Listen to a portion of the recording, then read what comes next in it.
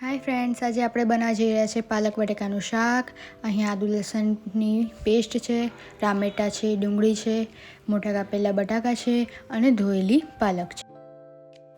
ત્યારબાદ કુકરમાં થોડું તેલ એડ કરીશું.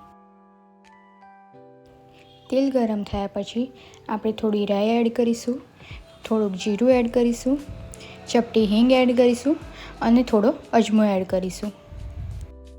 તમે એમાં આખા મસાલા પણ એડ કરી શકો છો. ત્યારબાદ આપણે આદુ લસણની પેસ્ટ એડ કરીશું, તેને સાતળી લઈશું. આવી નવી રેસીપી જોવા માટે લાઈક, શેર અને સબસ્ક્રાઈબ કરવાનું ભૂલતા નહીં.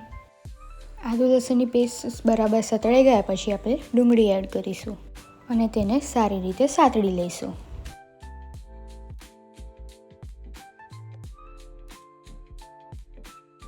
ડુંગળી સારી રીતે સતળાઈ જાય ત્યારે આપણે ટામેટાં એડ કરીશું.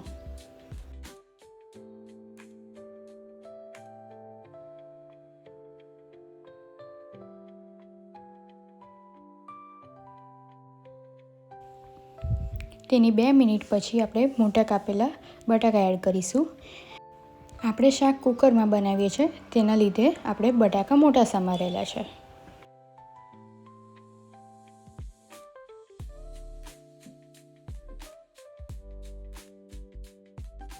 મસાલામાં આપણે અડધી ચમચી હળદર, 1 ચમચી લાલ મરચું પાવડર, 1 ચમચી ધાણા જીરું પાવડર નાખીશું.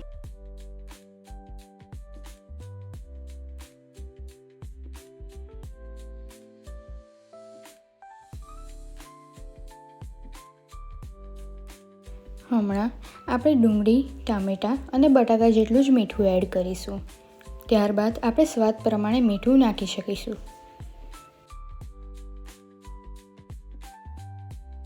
તેને સારી રીતે મિક્સ કરી લઈશું.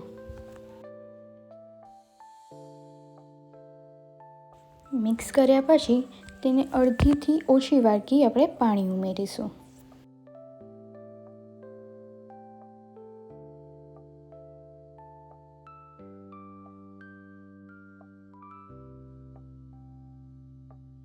સારી રીતે થોડું શેકાયા બાદ આપણે ધીરે ધીરે પાલક એડ કરીશું.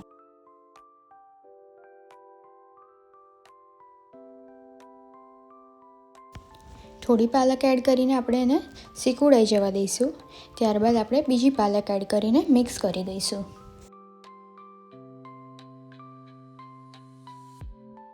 પાંચથી 6 મિનિટ માટે આપણે કુકર બંધ કરી દઈશું. ત્યારબાદ આપણે અડધાથી ઓછું લીંબુ એડ કરીશું અને ગોળ એડ કરીશું. તમે તેની જગ્યાએ ખાંડ પણ એડ કરી શકો છો.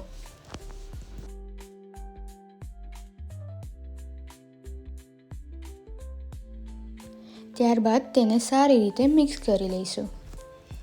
હવે બની ગયું આપણું સ્વાદિષ્ટ બટાકા પાલકનું શાક.